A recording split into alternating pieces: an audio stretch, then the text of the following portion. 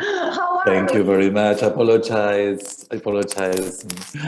I'm here finally. No problem. No problem. Okay, we just start. Okay. Perfect. I will be talking about everybody here, and after we can open the presentation and start the discussion. And I think it's great if you wanted to interrupt us. It's okay. I think it's very good because we can do some kind of dialogue and build it together. I think it's better, okay? It's very free. I don't know if you agree or not. It's okay for you, Mary Jo, Byron? Oh, yeah. Sure. Okay, great. Carlos, Okay. Professor Carlos. Well, I want to welcome all participants, and they are a good team to work together with big problems. And I think that's very interesting to put all discussing and to clarify the situation and how the things are going with our participation, trying to drive to a way better than they are now. So I wanted to give the word for Maria de Lourdes. That is, she is responsible for the medical anthropology discipline em Faculdade de Medicina da USP, e ela é a criadora de todas essas discussões que nós estamos fazendo e responsável por agregar esse time de pessoas diversas e de grande projeção e de grande capacidade de colaboração com os problemas reais que ela enfrenta. Thank you, my dear. And I think this is a long story about this book. No, Mary Jo, we started to talk about this book in 2015, 2015, something like that, isn't it? Yeah? Or before, maybe before. Before that. And before that. So we first sent you some things, I think 2016, right? Yes, I think so, because 2015, 2016, when we came to visit you. That was 2015. Yeah. Of course. And I think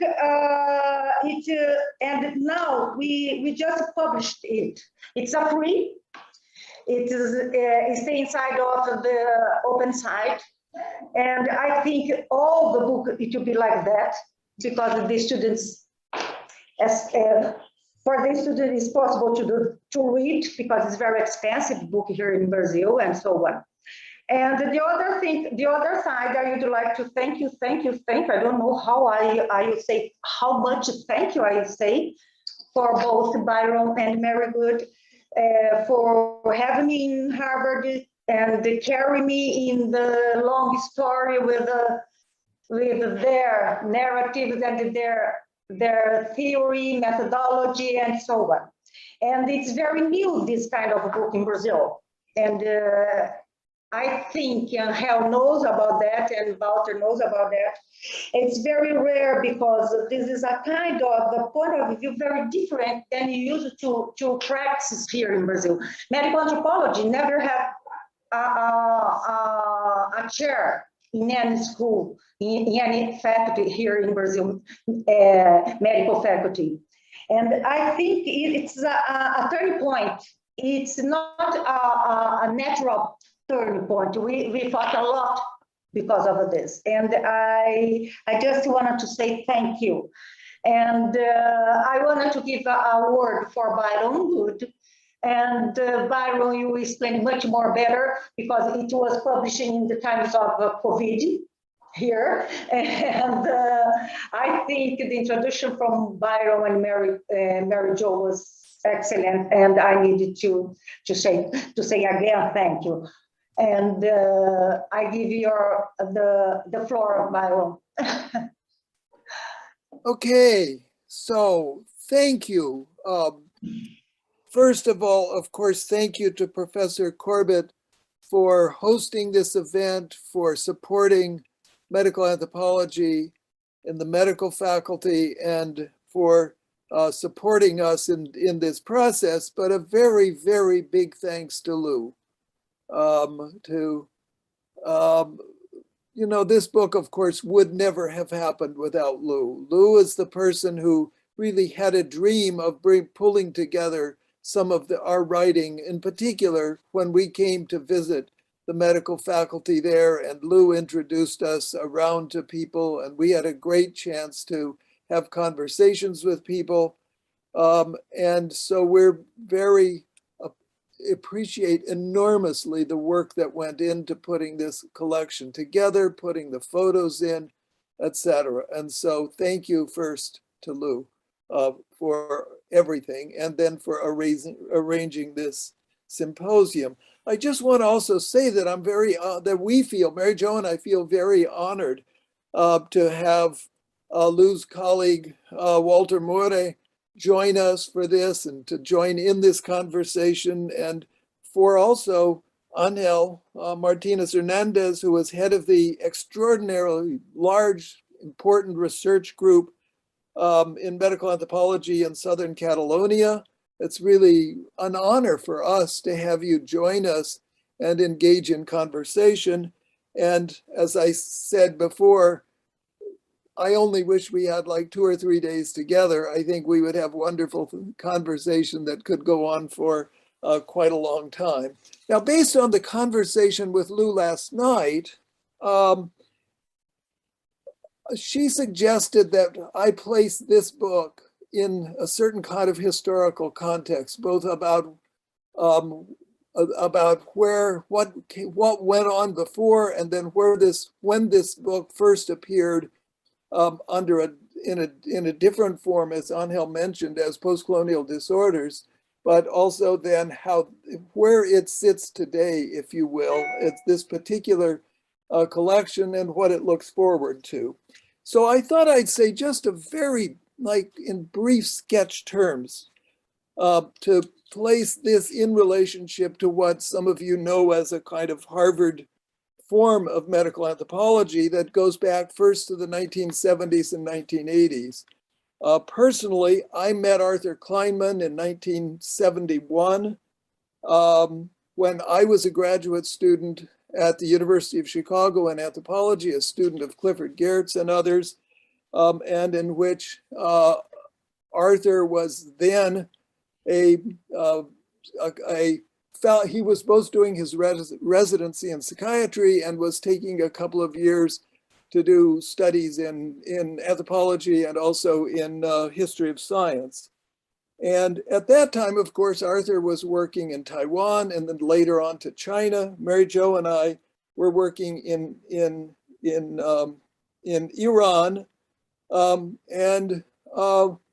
We spent some time having conversations together, but really only came back together at Harvard in 1983. Now, in the 70s and 80s, I would say we had a kind of project of developing a new medical anthropology. If you think back, what was medical anthropology? What did it mean in those days? It meant almost nothing as a phrase, but it really pointed to the work of anthropologists in international public health settings. But it was largely untheorized and really did not exist as the kind of form that it has today. And as we began to theorize and try to work through what would a medical anthropology look like, number one, we grounded our work in phenomenology, in symbolic studies, in narrative studies that were partly influenced by my work at the University of Chicago. Secondly, it was grounded in an idea that was being developed then by Charles Leslie on Asian medical systems, that in a kind of Weberian fashion, medical anthropology should be a comparative study of medical systems, both of large literate traditions. So Arthur was working in China, Mary Jo and I in Iran, which represented historically Greco-Islamic medicine, And then thirdly, Mary Jo in particular has had a long interest in studying American medicine and global biomedicine in similar terms as a kind of comparative medical project. Now, during those years, a number of us also, Arthur and I in particular, had a special interest in culture and psychopathology. And out of that collaboration came culture and depression.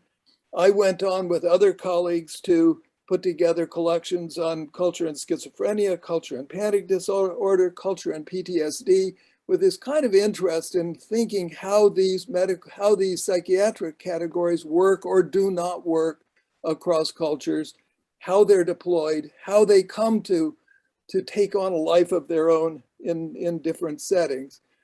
And I would say there was quite a collaboration that we had over those years through the 70s and 80s in developing this kind of approach to medical anthropology. Starting in early 1990s, Arthur Kleinman in particular began writing about social suffering, and I had large projects, several book projects on social suffering, went on to write, as some of you will know, on care and caregiving, began writing about local moral worlds, and then more recently has been teaching a class on wisdom and that kind of in a way, what physicians' experience of suffering and of caregiving teaches us about human life. Our work, Mary Jo and my work, I would say, starting in the 90s, went in quite a different direction. First of all, our work is actually represented by this collection. That is, the work that we began doing more in the 1990s is really represented by this collection today. And it came at the same time that Mary Jo and I began working in Indonesia. So represented by our book and by the original Post-Colonial Disorders. So the Post-Colonial Disorders book grew out of a Friday morning seminar that we spent a year in 2001 talking about coloniality and post-coloniality. And that book then finally was published in 2008. But it was in a context of a training program in culturally relevant medical anthropology, clinically relevant medical anthropology, and in particular, culture and mental health services.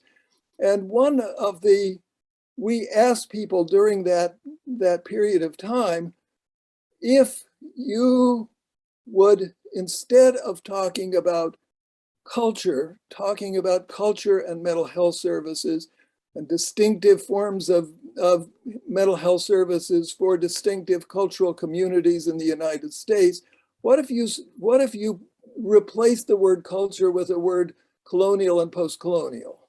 And immediately something very radical changes. The moment you start talking about Puerto Ricans, for instance, not as a distinctive cultural group, but as a people that have been colonized, immediately there are very different kinds of implications for how you think and talk about that. So what came out of this book then, and out of our work over the time in Indonesia and at that time, was really to begin thinking much more classically in terms of subjectivity. And it was a time that I personally was growing more and more interested in psychoanalysis. It was a time when we began thinking quite seriously, reading really quite a different literature than reading works in phenomenology and narrative studies, and beginning reading French psychoanalysis and American psychoanalysis, and really trying to think through quite differently about the relationship between the political and the psychological, with making a strong argument that one cannot think about the subject without thinking about the political subject, and one should not be thinking about the political without also thinking of the subject in relationship to the political. So that was one set of things. And once one is into the world of really studying subjectivity and taking seriously psychoanalysis in relationship to that, then I just want to read one very brief thing to kind of remind us that we made the argument there that studies of subjectivity need to pay attention to that which is not said overtly, to that which is unspeakable and unspoken, to that which appears at the margins of formal speech and everyday presentation of self, manifest in the imaginary, in dissociated spaces, in individual dream time, and coded in esoteric symbolic productions aimed at hiding as well as at revealing. This suggests close attention to memories and subjugated knowledge claims and subjugated knowledge claims that are suppressed politically, but made powerful precisely by being left unsaid, to that which speakers strategically refuse to speak about in settings of surveillance and danger, to painful secrets and poisonous knowledge in Das's terms, and to traumatic memories and hidden transcripts, which may fade from everyday awareness, but have explosive power when evoked. It suggests attention to forms of knowledge coded in highly symbolic art, in cartoons and theatrical performances, as well as to that which is embedded in everyday practices and assumptive worlds shared by contemporary assemblages of knowledge power, that they then become invisible to subjects depending on their power position. So that's the kind of issues that get raised the moment we begin taking on subjectivity in a kind of serious way. Now, as I said, we were also working in Indonesia, which was the first time we'd seriously worked in a genuinely post-colonial setting. And I think increasingly anthropology at this time, and we in particular, came to recognize how the colonial haunts the present constantly, and how the colonial necessarily haunts anthropology. And so this took us in a kind of set of directions of really talking about coloniality in relationship to medical services, to mental health services. And this was that book, Post-Colonial Disorders, was published, I think, before the work that's really come out in the last 15 years quite strongly. I tried to introduce that a bit more in the introduction that Mary Jo and I wrote for this collection, but issues of settler colonialism and issues of decolonizing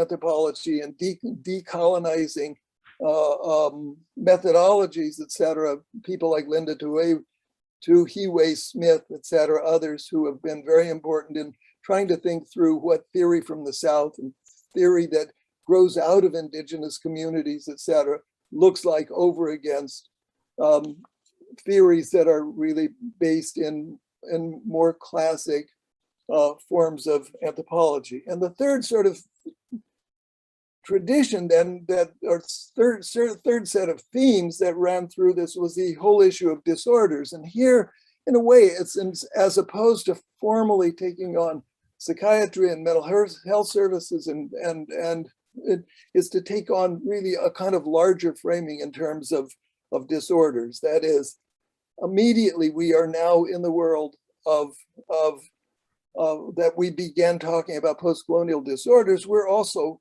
of course, in conversation with work on neoliberalism and its disorders, of post-colonial violence in terms of contemporary worlds of violence, in terms of a wide variety of issues that the term disorders takes on, as well as the complications of taking these issues on, given the fact that classically colonialism has seen disorders of other societies as needing to be fixed by colonizing powers. And so a whole set of problems, I think, come up here that can't be avoided and should not be avoided.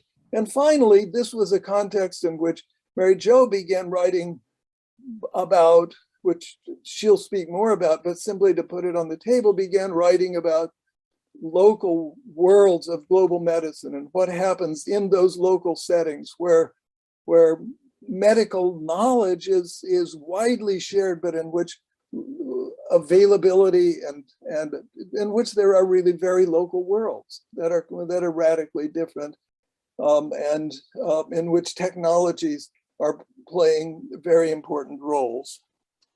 And finally, all of this began hinting at something that is now really taken off and is present in this collection, was not really present in that Post-Colonial Disorders collection, which is my own interest in haunting and hauntology. In some measure, that came out of the fact that Mary Jo and I began working in Aceh, in Indonesia, where there was a civil war going on. And we were engaged with medical teams working in that setting, and helping develop mental health responses to communities that had been just really deeply violated and which had been deeply traumatized by the Indonesian military. And in that story, we began hearing the kinds of stories of torture, et cetera, that I need not tell you all about, but which actually leads one to think quite deeply about what is the nature of what is human nature, and to take seriously, in a way, Freud's old original claims about aggression as being fundamental to the human person, etc.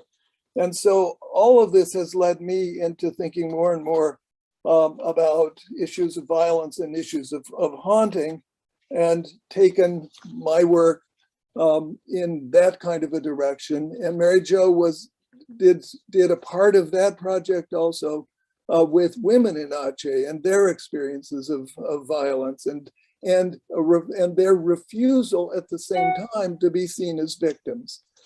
So the Post-Colonial Disorders book has had as its cover a painting by our friend here, Entang Wiharso, a painting called Don't Touch Me. And I know this was partly a choice of Lou that we should put that also on the front of this collection. Yes, Mary Jo has a picture that has it there.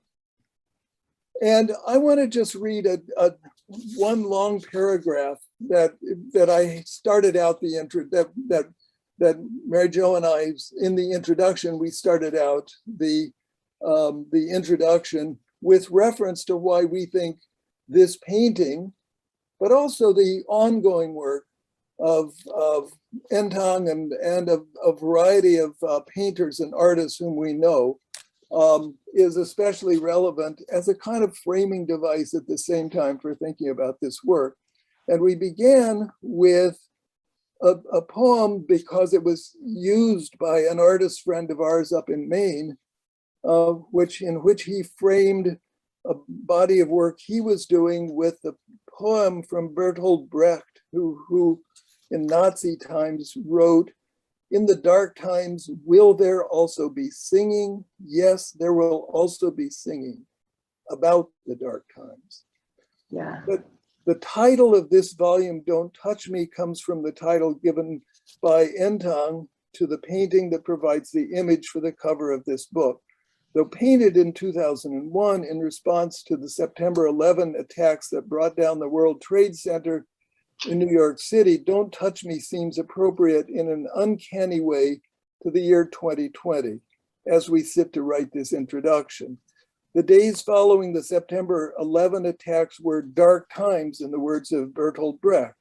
Don't Touch Me was a direct response to those dark times, to the searches Entang endured as he entered the United States to join his wife, and we have Chris Coca here, and family in the days following 9/11 and to the events that followed that. For Entang, the phrase "don't touch me" and the painting grew out of a recognition of what he correctly anticipated would follow: the war on terror, the linking of Islam to fanaticism and terrorism in the public mind. a new collective consciousness of terrorism as something requiring a war. And his desire to disengage from this collective response. Don't touch me was a plea and expression of desire that his personal consciousness not be engulfed by the images, affects, ideologies, and actions that he knew were sure to come. But today, don't touch me takes on new meanings. As we in the United States and Brazil experience the COVID pandemic particularly acutely, social and physical distancing link most explicitly to the phrase. However, the virus has been used politically to justify fear of the other, rage at those viewed as outsiders, and the projected source of real suffering, the closing of borders, and inhumane forms of detaining the displaced, while rage is expressed toward the other by those in power. Science-based public health responses are being rejected. Indeed, indigenous peoples and the poor are among those most affected in both of our countries. And so too are those detained at the borders as well as in state prisons. So these too are dark times, and Ntang's expression of his wish to resist the emerging collective consciousness is one that we share. Indeed, Brecht's image of singing in the dark times feels particularly powerful. So with that, I turn it over to Mary Jo to say a few more words and to introduce also then Ntang, who can carry on with us. Thank you, Byron. Lou, I want to thank you and your entire group at the University of Sao Paulo who put together a most beautiful book. I think that the language of Portuguese is stronger than English. Yes, don't touch me. Don't touch me. Yeah, like that. Yes. even in my essays, when I read the Portuguese, I feel, oh, maybe yeah. I learned Portuguese earlier in life, but it's a Latin language, so it's familiar. And the excellent work that the printers did in making beautiful color. Your efforts also in creating a book that is online and open access. I hope it gets read widely. Yeah, I hope so. We hope so. We need that. You know that. We need to in many ways, there are our essays, some of which we love very much, including the particular essay I wrote for this time around on Ntang.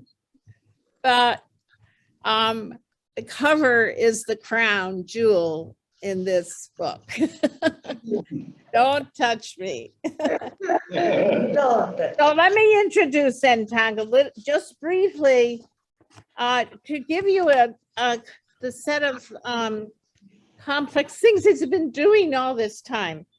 So he has multidisciplinary practice that speaks with urgency through any cogent channel that fits his immediate need, be it painting, sculpture, video, installation, or performance. And I think we've seen all of them over the years since we've been hanging out with Christine and Ntang. In 2019, he was a Guggenheim Fellow. I think you're still a Guggenheim Fellow in some ways because we've been in pandemic. It's, you know, like being Rip Van Winkle, we're still not quite awake. He's widely regarded for his unique depictions of contemporary life that employ a dramatic visual language, creating artworks that exist in relation to the mythologies of centuries-old animist past, very Indonesian, and the high-speed hyper-connected lifestyle of the 21st century. He's totally beyond us academics and where he does his creations.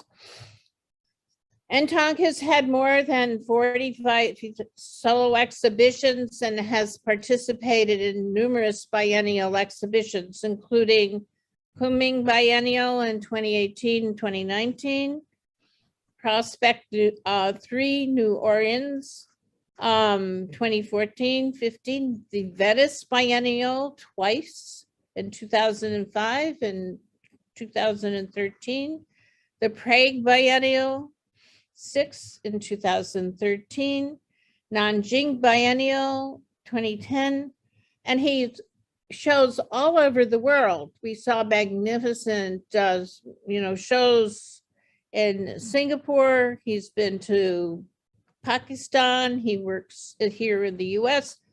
He is an RI. He's a citizen of the Republic of Indonesia and a citizen of the state of Rhode Island. And the US.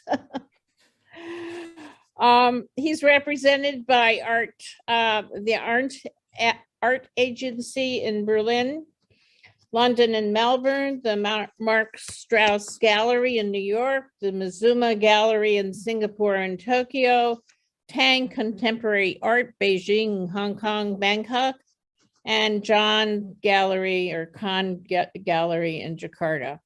He's also currently exhibiting a large scale installation. I think it's 17 meters, right? Meters.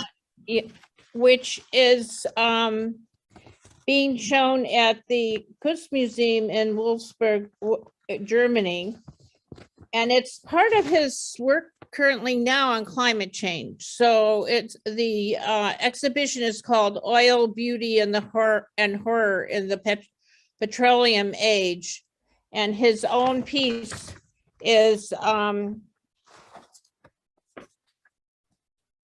looking at beauty and horror in the petroleum age. And so I think his own piece is expanded dreams tableau wagon series. And so this is a very prominent collection. And I think that, speaks to the fact that not only does he work in the area of immigration, but he also works in the immigration and movement of people and crises and traumas and things of that sort throughout the time we've known him, but also some really interesting, playful pieces on sublime moments and other kinds of dreamlike states. So very wonderful pieces on Under the Sea.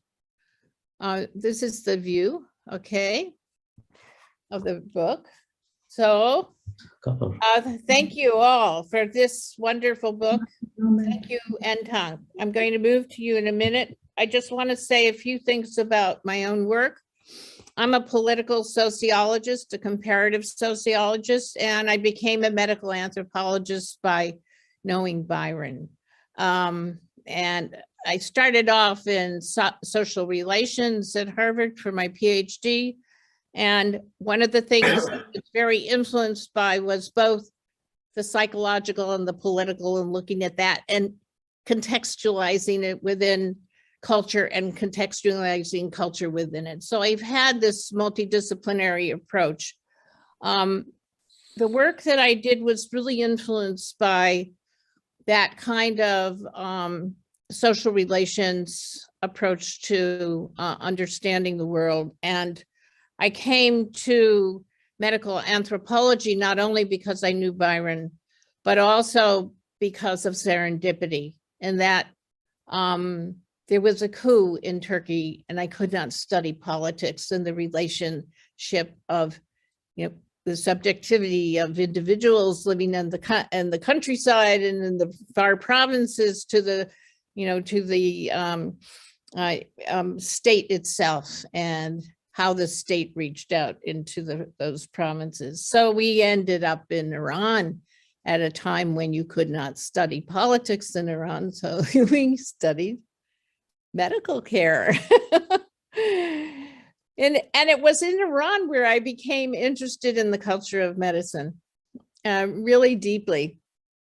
And I would say that the work that is represented in the book here today stems out of that spark of interest in trying to understand what is going on with medicine, biomedicine in particular, in a place like a small town south of Tabriz. So the town was about 50,000 people. We were there 72 to 74. There were limited resources, and yet the physicians were living in a world that was not all that different from the world of doctoring in the United States in terms of their knowledge and what they wished for, what they wished they could do. And that really helped me to conceptualize what I wanted to do myself. First, being in the psychiatry department at Davis for the first 7 years after I did my PhD. Also very influenced by Arthur Kleinman and Leon Eisenberg and Byron and others from the history of science during my graduate, school, post PhD, post field work. And so I became very interested in psychiatry as well. And actually not just social psychology, but actually psychiatry as well. And we were in a psychiatry department for 7 years and had a great deal of experience hanging out with the psychiatrists and with patients. So I approached the work that I did during the time I returned to Harvard, really to look at not just the, what I found kind of rigid categories of the art and science of medicine, but the way medicine was being practiced and how it came to be understood by those who were doing it and how did it feel. So I ended up having a fair amount of work with oncologists. Actually, that was about the time that Susan DeGiacomo came to us. And so, she was very influential in helping me understand what I was, researching at the time. And through that work and talking about my work with oncologists, I came to understand I was looking at a very affectively laden practice. No matter how coldly technical it wasn't cold technical, it was hot technical. This distinction between, the technical and the caring, the affect, etc. So I felt you could not distinguish that. So I called it the biotechnical embrace. I was influenced by people in Sweden who I was presenting this to. And one of the oncologists said, some of my work on it, and one of the oncologists and the anthropologist who was hosting us, they said, what, this sounds like African healers. It sounds like an embrace. So I called it the biotechnical embrace. And there are several notions that grew out of this: the biotechnical embrace, the medical imaginary, the political economy of hope, the clinical narrative, the aesthetics of statistics. And that it was a way that I began to really conceptualize how to look at the culture of medicine itself, primarily technological medicine, but I can use it today to understand COVID as well. And that sense of wedding the two. Very briefly,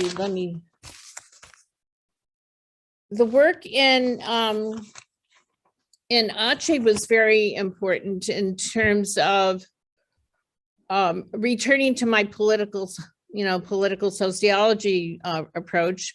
We did a lot of survey research, and I came to understand the importance of medicine in doing political work in post-traumatic settings. And the critical value, political value of the aesthetics of statistics. So in oncology, the aesthetics of statistics are constant. And, when people go to a high-tech oncology, it's constant discourse around, various measures of whether or not you're going to make it through, et cetera. But here, with dealing with trauma and post-traumatic care and also post-traumatic reparations, the political value came from looking at how intense the traumatic experience was, measured in numbers, not as well as in narrative. So in addition to doing numbers with looking at the culture of medicine, I do a lot on clinical narrative. On the other hand, also when I do political stuff, I look at not only narrative, but I also look at numbers. And so the experience was very affectively laden. When we would present the rates of depression, high rates of depression, odds analyses, things of that sort, to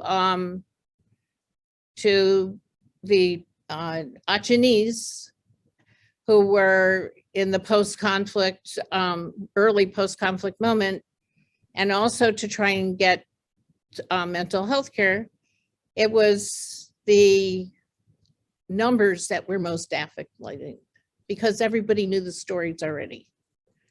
But the numbers, they did not know how widespread it was. So that is evident in the Aceh pieces that are there.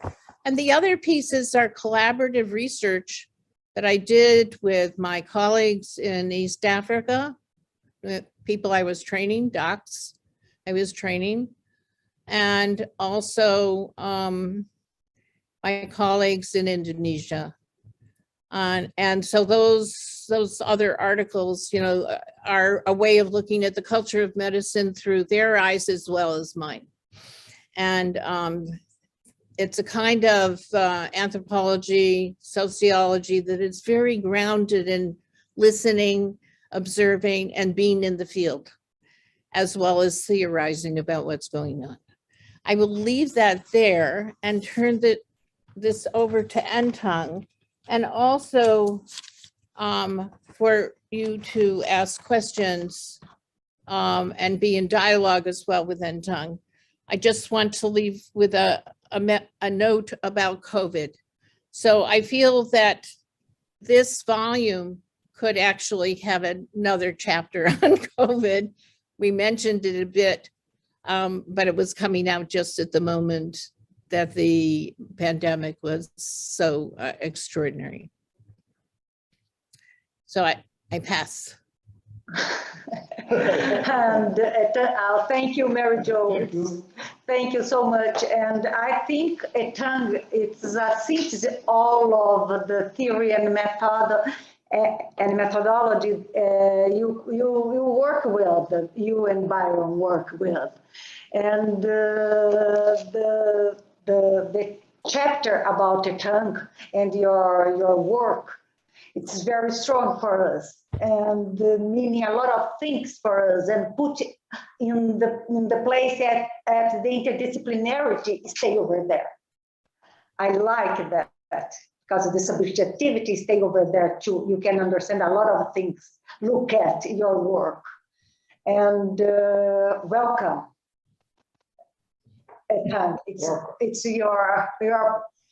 It's on the floor.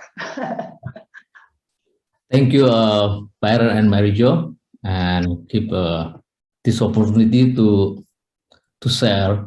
And actually, I already explained everything, but I will make some small notes. And now I also look at the book cover, and and I want to pointing some images like why I'm using Hallmark Simpson and also terrible depiction of the screaming people, kind of like So like until now, I'm using humor in my work to talk about kind of like when people, get hurt or traumatized by something really terrible. Sometimes like unconscious, we kind of looking for like humor to heal. We're a bit kind of like a medicine, to like to create something, a space ourselves, to healing in like or process how to heal. So it's kind of like this the humor, like don't touch me. Actually, when I was in this is based on my experience when during the September 9/11 and also post September 9/11, because people kind of like how to deal with the terror, and then afterward people kind of like create the border, and then when I went through the immigration system in Amsterdam, and they're searching me because I'm from Indonesia and familiar, and there's to me is that experience is very difficult and kind of like I know the security purpose, but I think I feel kind of like injustice in a way, through that experience, and also remind me, because I'm grew up in Indonesia and dealing with the regime. There was a Suharto regime, and like a suppression and always in control, and how to control people behavior. So when I was like in college, I want to read something really important book, but that book is censored by government, for example, and then I have to hide to read it, and kind of like that's and remember, bring me this the new experience, but also my past experience together, like before. So and then that's why my work also I'm using a lot of humor. Also humor in Indonesia is also not only in Indonesia, actually, humor, particularly Indonesia, like puppetry, shadow puppet. They're also using a lot of the humor with the political content. So in a way to avoid the censorship, and also to play the language so people understand it, but also not really facing a reality term. So it's kind of like, or the consequences. Yeah, and also to get away from the consequences and things like that. So it's very interesting. Like now, until now, I still using humor, like light humor or dark humor is very important in my work, because I can kind of like a hiding place to avoid a sanction of a social sanction, or kind of like, or to avoid like censorship from the security or authority, depend on the case. So yeah, so that Homer Simpson is very, very, is also kind of like, to me, like the cartoon and also the Shadow Puppet have similarity, and people get hurt, and then they, and then healing, or try to heal themselves, or get killed, and then they, live again. Kind of like very interesting. Worth kind of have a strong animation, and also like a good function in our brain. I don't know, and also to me, to resist something terrible. Sometimes I have to deal with with humor. There's one, and also in Don't Touch Me is kind of like how to how to resist something coming from outside to me, and then how to resist it. Sometimes I have to make a calculation as a human being to feel safe, and thank goodness I'm artist, so I can create something to communicate with my inner spirit and also to communicate with the public.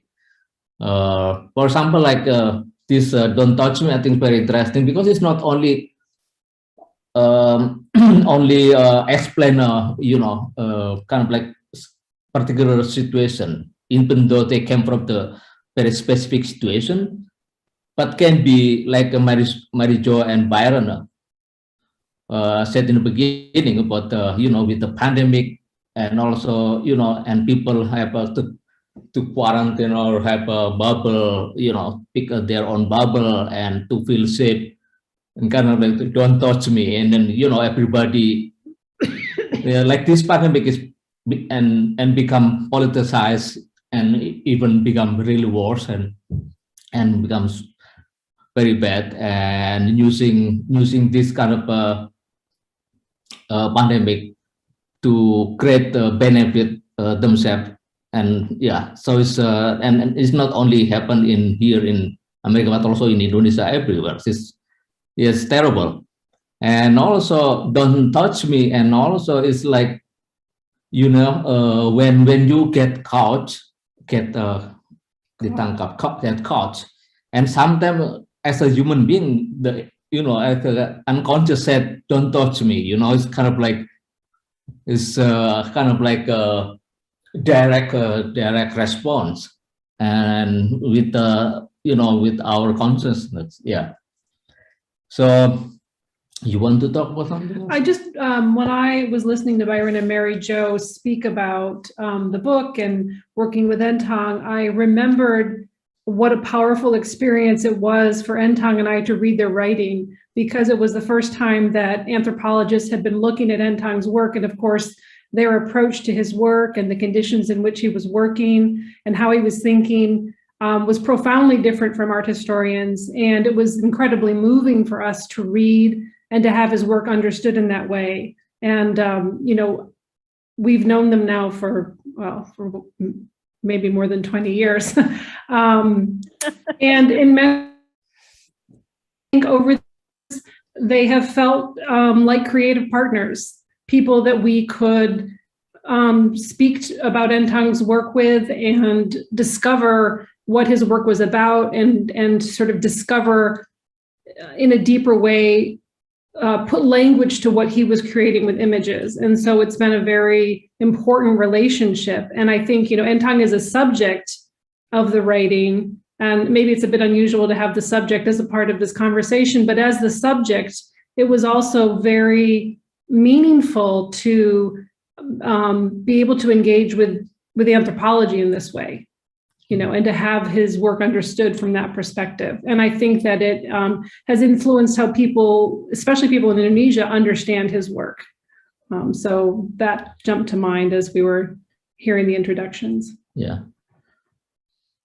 Let me just say also, anthropologists have for a long time spent most of their time dealing with text, dealing with language, if you will.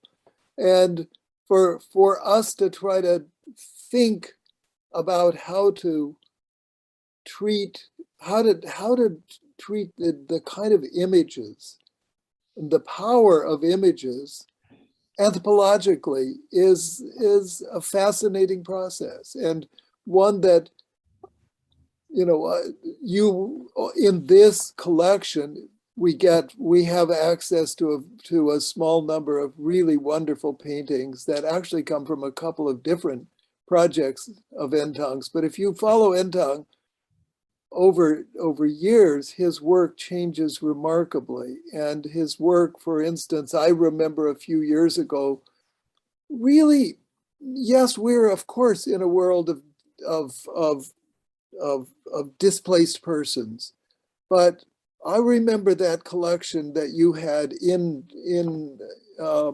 Jogja, that really took on the issue of displacement of peoples at a time when I would say anthropologists were kind of edging into the topic, and in which globally, and so I always think of artists as not only having making powerful political statements, as Mary Jo's work with artists has shown, but also as this a kind of imagination of the future, a kind of having a kind of sensibility about things that are really important and that are on the table and are coming, as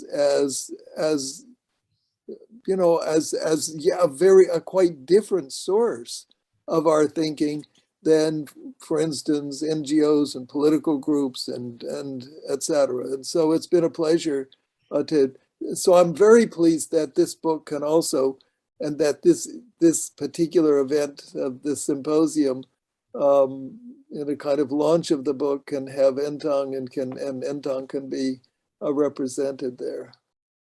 I might say you're a collaborator in every sense of the word, not just a subject. And if you look at the chapter, a lot of the words in the chapter are from Entang. They are, you know, from his mouth. Yeah. So, and that's not only this time, but we should open it up. How do you want to run this, Lou? I think Angel can talk now and continues the discussion. What do you think, Angel? Yeah. Okay.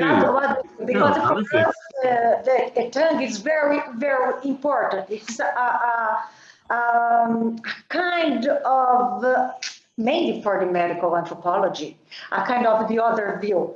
For us anthropologists, is not so new, but here in Brazil is very new, this kind of interdisciplinarity things to do. If you wanted to work with subjectivity, you must stay linked with the artist. I don't know if you think that, but I use it to work like that, yes. And open up, sorry for that, because we have a lot of artists inside here, listeners. Okay. Do you allow me a few words? Yes, of course. Not for me. It's really a pleasure to be with such specialists, such beautiful person discussing things that we may relate to artists, to oncologists, to anthropologists, to the well-being of all of us in this pandemic world, as Mr. Concha said. It's a moment when we think that all we can do is to be together, and this book is really an outstanding production of a very engaged and special person as you. It's a pleasure to be here and to participate in this discussion. Oh, thank you, my dear. Thank you, Juju. And Hal, do you want to continue? Okay, first of all, well, I apologize, Byron. Before I didn't hear properly.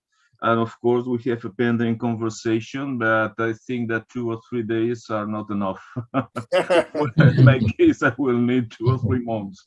But okay, we can talk about it after, if you want, or by email. So I have a brief text I write a brief text related to your book. And well, first of all, good afternoon or evening, everyone, because in my case, it's midnight. In Barcelona, it's midnight. And well, it's tricky, but it's challenging to be. First of all, it's an honor to participate in the launching of this book, written by Mary Jo and Byron. We know that they are 2 brilliant and distinguished scholars of medical anthropology, medical sociology, and social medicine. On this occasion, it is a book edited by Maria Lourdes Beldi de Alcântara, who is to be thanked for the timely publication in Portuguese of this text, which I think is a text essential for the dissemination of cultural phenomenology and the study of illness narratives in Brazil. I would also like to congratulate Carlos Corbett. Congratulations to all. Okay. It was Lourdes who invited me to be part of this event, of this lanzamento, and I did not hesitate to accept because two factors converged: my admiration for the author's work and my love for Brazil. 19 years ago, at the suggestion of Arthur Clement, I received a cordial letter inviting me as a visiting associate professor in the Department of Social Medicine at Harvard. It was signed by Byron Good, then head of the department. But fate or my ineptitude mean that I did not get the financial support, the grant to carry out this stay, to which were other important family problems that required me to be in Barcelona. At the last moment, and once the problems were solved and I was able to take advantage of my sabbatical period to start a fieldwork among the Colina of the Middle Juruá of Amazonas, Brazil, thanks to my Brazilian friends and especially to an NGO, OPAN, Operação Amazônia Nativa, which generously welcomed me.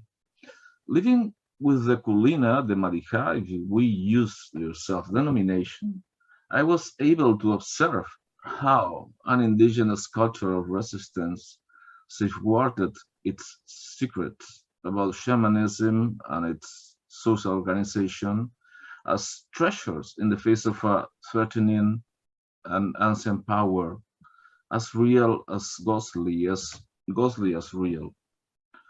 My present, that of a European anthropologist, Akariu or Karia, was associated with the colonial power. Fortunately, over time, the trust the Madi has placed in me bore some results. They give me a name, Mana. They also gave me an invitation that is probably one of the most generous that I have ever received. They say, if you want to come live in the village with your family, we will help you build your house. It is an anecdote from my life in which the authors of the book and Brazil meet, and which allows me to explain the personal reason for being here today. The book brings together several treasures for those of us who enjoy the intelligent and penetrating writing of Mary Jo and Byron Good. I believe their writing lies in two qualities that may initially be considered contradictory. The first is better known in anthropology and alludes to the thickness, to the thick description that Clifford Geertz showed as a model for an ethnography rich in description of details and relationships, in dialogue with theory, and revealing implicit structures. We could even say that in this book the matter goes further, because it includes unusual ethnographic objects, such as, or topics, such as secrecy, ghosts, and absences. In Good and Good's ethnography, the presence of absence and the absence of presence meet to show a penetrating analysis of violence in Java, of suffering and loss, of visibility and invisibility. The book tells of how the terrible visible became invisible as a survival strategy for many people in Indonesia, and of how that invisibility draws and now transformed presence, sometimes tamed, sometimes terrible. A new presence that presses the veil of language, producing howls of pain. Therein, the graphic challenge of showing how in many states of affliction, what is represented responds to a complex web in which subjectivity invents its necessary subjections to give shelter to existence. Thickness in this text by Mary Jo and Byron means, for me, depth. The second quality of the author's writing is likeness, the likeness that Italo Calvino referred to as a virtue of literature in his lectures on the end of the millennium, in which he stated of taking weight out of writing. But Calvino was not referring to a forced or disjointed likeness that denies depth, but to the likeness that comes from the work of writing as a craft, where each word slips a nuance that makes meaning clearer, more transparent, direct, faithful to the idea, honest. I believe that the writing of our authors transmits this quality. We are not dealing a type of writing that closes the word, but that opens it to the emotionality and experience of the personal persons who wrote it, to the human imprint of ethnographic experience. Likeness in this case means sensitiveness and empathy. In this way, thickness and lightness bring elements that are not contradictory, but complementary, depth and sensitiveness. In terms of content, there are several interesting topics for discussion and that we can arrange in the same triads suggested by the authors: post-coloniality, subjectivity, and disorder. For example, post-coloniality is an ambiguous word that refers to a post-colonial state in which we can still find the colonial imprint, the collective memory of trauma, its ghostly presence, but also to the studies on those states, the so-called post-colonial studies oriented to question not only the already established categories such as race, ethnicity, and gender, etc., but the ordering that allows the creation of those same categories. The authors do well to make explicit that the word post-coloniality is included in this book as a provocation to think, and to rethink, and thus make visible relations of hegemony and subalternity that appropriate the lives of people and the narratives of those lives. We know power anticipates existence and tells it where and how it should be.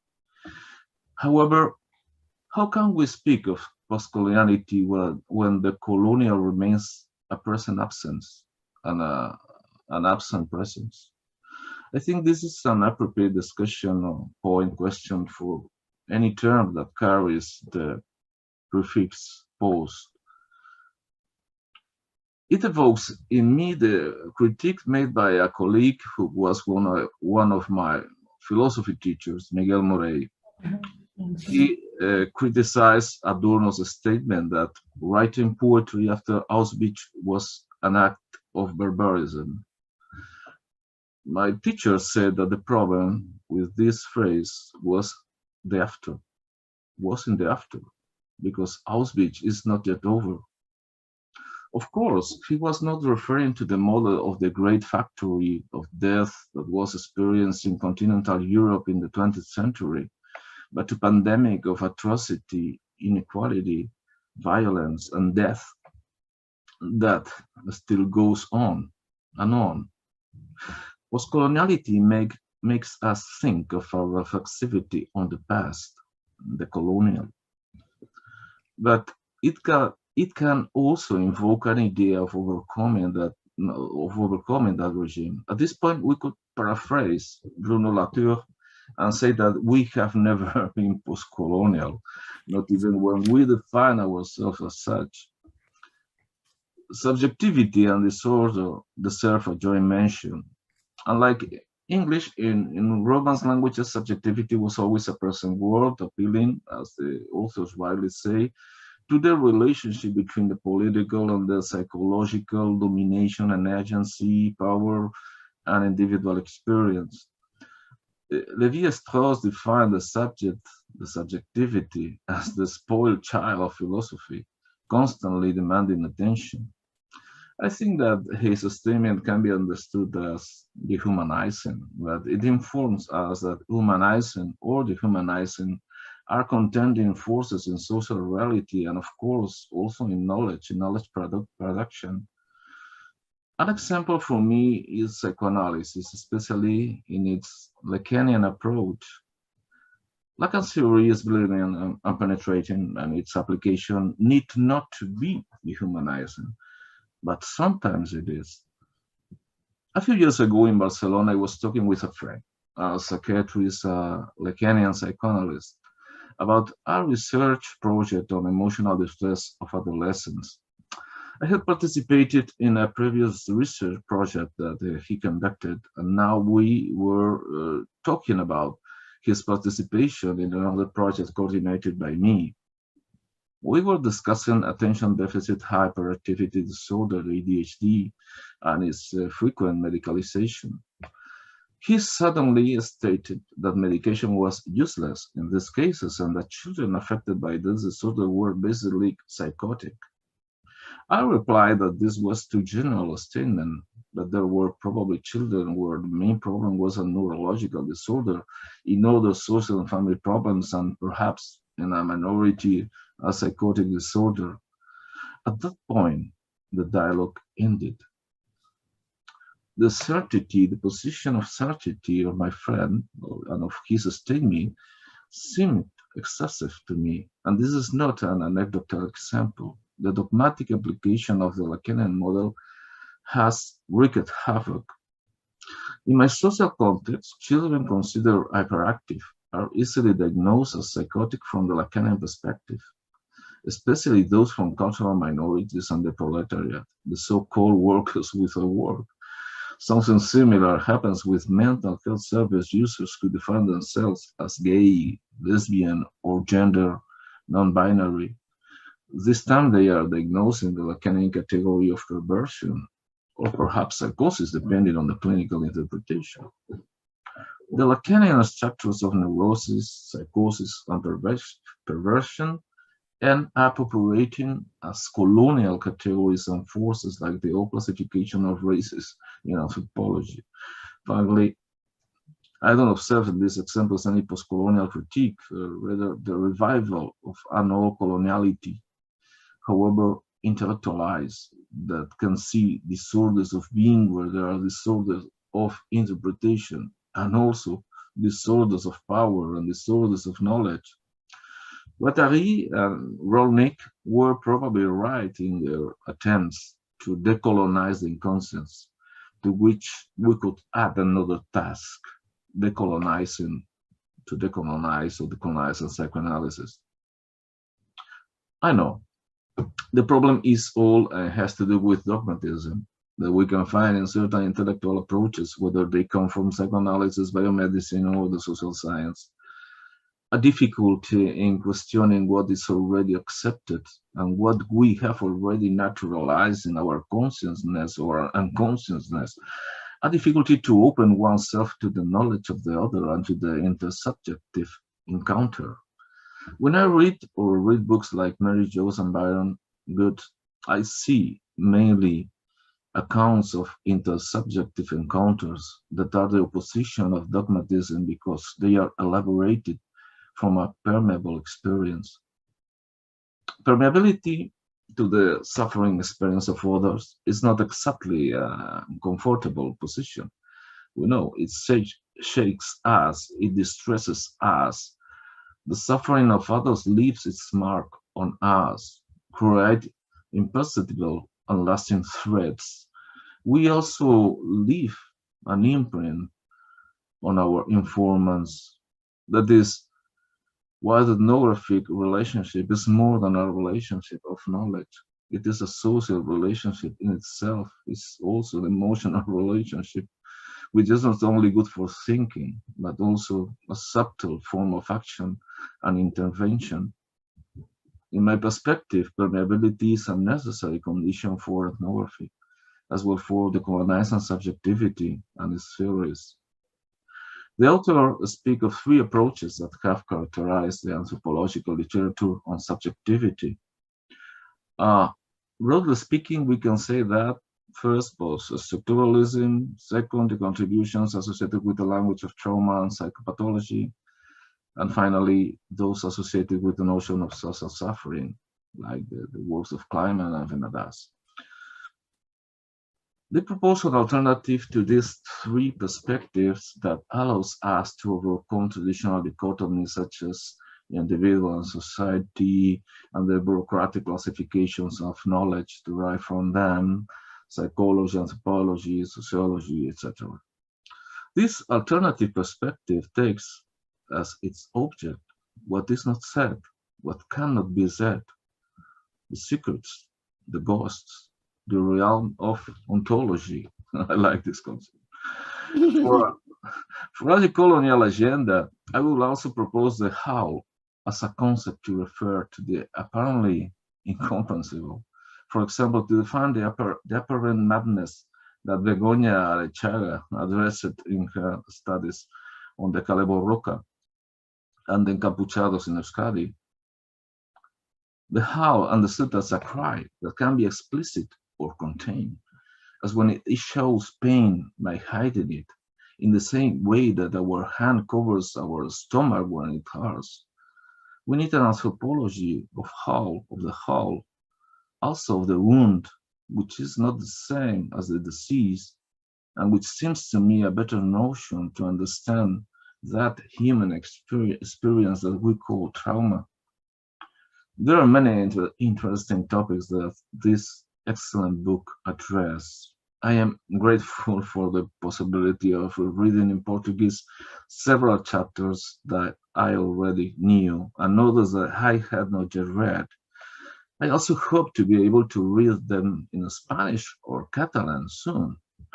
At my university, the URV, the Universidad Rovira i Virgili, we have a free and open access medical anthropology series in which we have already published more than 35 books. It would be interesting to publish the translation into Spanish, for example, in co-edition with our Brazilian friends. In the meantime, I want to conclude with a direct recommendation for readers. Excellent read, don't miss it.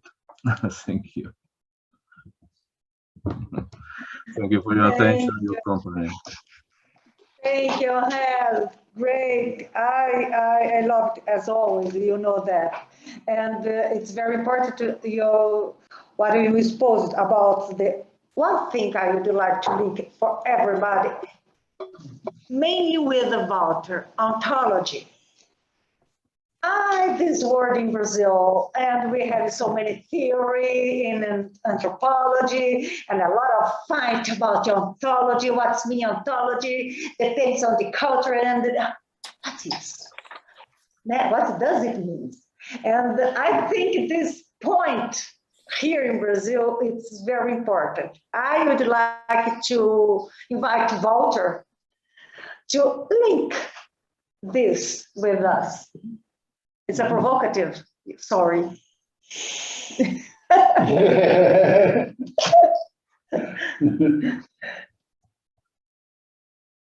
Okay.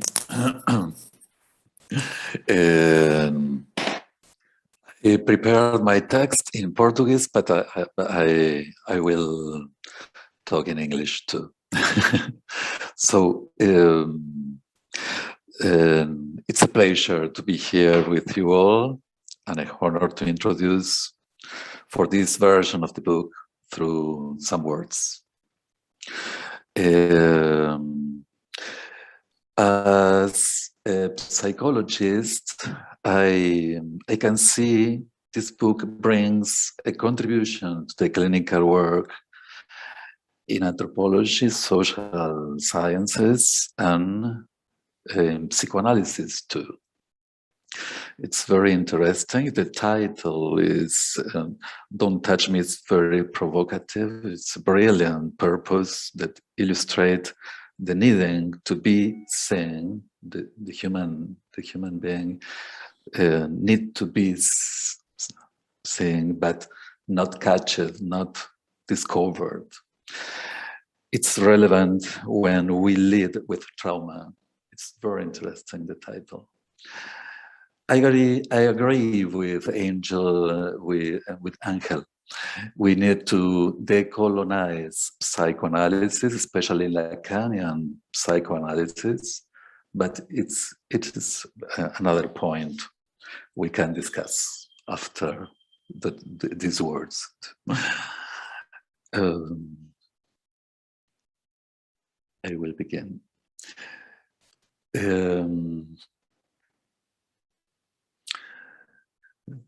These texts make novel contribution to the way the authors approach the phenomenon of the constitution of subjectivity in the contemporary world.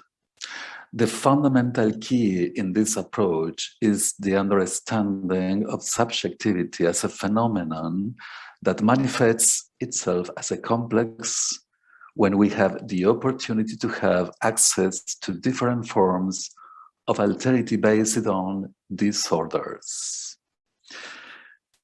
The authors provide us with countless examples through agile, intimate, and non-redactable narratives from abstract concepts from either anthropology, psychoanalysis, philosophy, or the social sciences. Throughout these texts, it can be seen that in the intersection of subjectivity and disorders, the latter both due to the suffering of the disorder and the need to constitute another order, such concepts arise at the frontier of human experience in the encounter with otherness, and even as forms of ruptures that gives rise to the emergence of a facet of the human being that allows him to be reintroduced in the shared world. The concepts used in these works are rigorously visited and then relativized by being put into dialogue with the phenomena that present themselves in the field work, showing the intimate and convivial relationship of the researchers, suggesting the complex edges of the methodologies forged for each case. Here we can see the anthropologist and ultimately the scientist as the one who creates and accepts the challenge of creating a shared worldview with their interlocutors that foster others. All of this taken as a way of life. This way of life, the scientist that leads with way of life, is a point of view of Lourdes. Here in this work, then, we have a challenging task that the author purposed by reinstating the issue of subjectivity and subjectivation processes within the anthropological discussion, within the framework of post-colonial studies, this constructive task, and of the interdependent relationship between psychology and politics, contextualized in the consequences of hegemonic globalizing policies of contemporaneity, which lead the human being to have deshumanizing experiences or loss of what keeps the memory of the human face. The way in which disorders are treated refers to experiences. It's very interesting. Traumatic experiences that are waiting for a dialogue to be recognized, to be reintroduced in the field of the human face. Here we glance the contribution of clinical work that the authors suggest from an ethic, social, and we could even say citizenship perspective. In the way in which they approach anthropological work, the authors present ways to continue the exercise of deconstructing our Western knowledge that originated from the perspective of coloniality, a task that will never end, whether in anthropology, psychoanalysis, politics, law, in any scientific field, in the challenge and depth that Western thought has with otherness to the different manifestations of otherness. Finally, the translation into Portuguese handled by Maria Lourdes de Alcántara, achieved an agility and lightness of understanding and reading faithful to the way of life of our authors. Congratulations. Wow. Thank you, Walter. Thank you a lot. Great. I think we passed the hour, as always, and I would like to open up for the audience if someone wanted to talk and give some suggestion, or what do you think? What do you think, Byron and help, because it's very later for you? What do you think, Mary Jo, Walter? It's open up for the, or you will stay with us to discuss, or you want to answer the questions, or not the questions, but the point of view of them. So I like Angel's suggestion that we need a few months to do this. And I hope maybe that can happen someday. But In the States or in Europe, what would you prefer? In Brazil. Both. But I do want to thank you both, really, for these lovely words and for this particular reading of this work. And it really does open onto a further conversation. I do agree, Lou, we should let other people into this, because clearly we can carry this conversation. We would love to carry this conversation on. There's a lot here. I do want also to recognize one person from our group who is in the audience at the moment, Sadek Rahimi, who is here, who has just published a small book called The Hauntology of Everyday Life. And maybe you would like to just say a quick word or two about that, because I think it also fits into this conversation. I had the pleasure of writing a kind of preface introduction to it, and Michael Fisher wrote a postscript to it. But maybe this would be a moment for you to say a word, and if you have a question as well. Well, thank you, Byron, and hello, everybody. I mean, this is a moment of celebrating your book. So, but sure, happy. Your book too, yes. We need to share the things. Yes, very kind. Thank you. I put a link in the chat. I don't know if anybody saw it. There is yet one more reference to the idea of "Don't touch me." There's a city in Brazil called "Don't Touch Me," right? Yeah. With the exact same terminology. So I was there's something there too. But yeah, the book that Byron is referring to, yes, The Hauntology of Everyday Life. I think, Byron is my mentor, so a lot of what I think it originates from Byron. And including my interest in this, it's very much influenced by Byron's work. Obviously, I've been a long-time reader of Byron's work, and I'm very glad to see Byron has kind of pushed this word forward, because for a lot of the conversation that is going on, including what is happening tonight, I know there was some conversation, for example, of Lacanian psychology, at least clinical psychologists, this dogmatic perspective. Now, when I hear it, like you said it yourself as well, and have dogmatism is about individuals much more than it is about whatever ideas they might be following. But in any case, hauntology in some sense is precisely the opposite of that, right? This idea of, breaking this traditional idea of ontology in a way that you can see a third space in between right and wrong, in between just and unjust, in between the colonial and the colonized, and to this kind of because, like you were saying, decolonization in and by itself can just go on forever and never arrive at anything. But perhaps by identification of a third kind of idea between the two, a synthesis of sorts, on either side.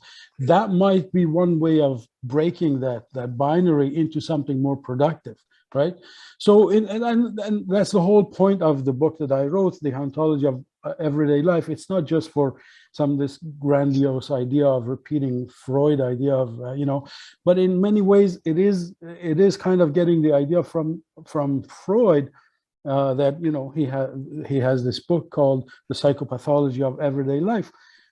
This idea that really this way of breaking down our binaries of the idea of ontology itself, right? Now, whatever you apply that type of binary, we can and we should bring it into all aspects of everyday life, ranging from politics to everything else. And anyway, I don't want to go on and on. Obviously, I would love to, but this is wonderful. Thank you very much, Byron, for letting me. Please send the link of your book. I would love to. I send you the book itself. I'm also a believer of free things, so especially when it comes to books. So yeah, we'll be happy to. Yeah. No, it would be great for us. I think we. Send the link of your book. I would love to. Yeah. Okay. Cool. Yeah, listening. I'm sorry. So go ahead and write the link. So Well, the link, yeah, I can put the link to the publishers, but you can't download it from there. Yes. But I can email it to you if you, yeah. And I think the concept of the ontology starts with Byron Good when working with this. I think it's very important and fundamental for all his theory. And I don't know if Tang, you wanted to talk about a little bit about it. About ontology, and Tang and Christine. Byron, Mary Jo should tell the story. I do think that actually Byron's over on ontology has been greatly influenced by living in Indonesia over the last 27 years on and off. Mhm. Yeah. Mary Jo, tell this just like in a nutshell, the story of your own experience in Aceh, of the presence of the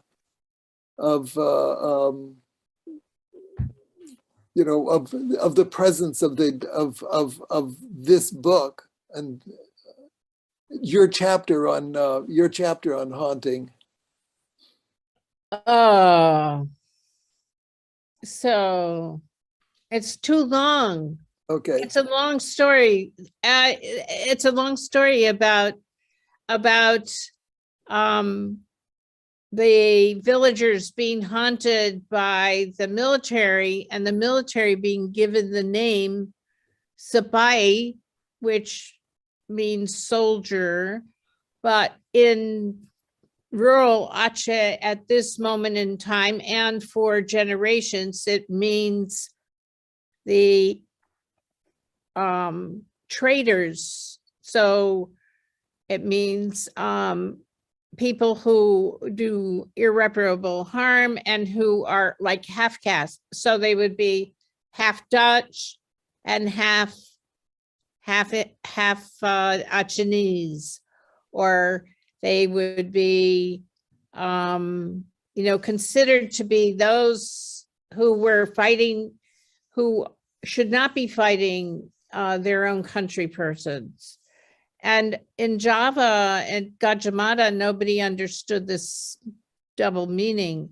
But in Aceh, it was used in some very strange ways. But I can just send the ethos article around. It's too long story because it's also tied up with the Ottoman Empire, and it's tied up with what does Sabai mean, and it's tied up with my experience as a Peace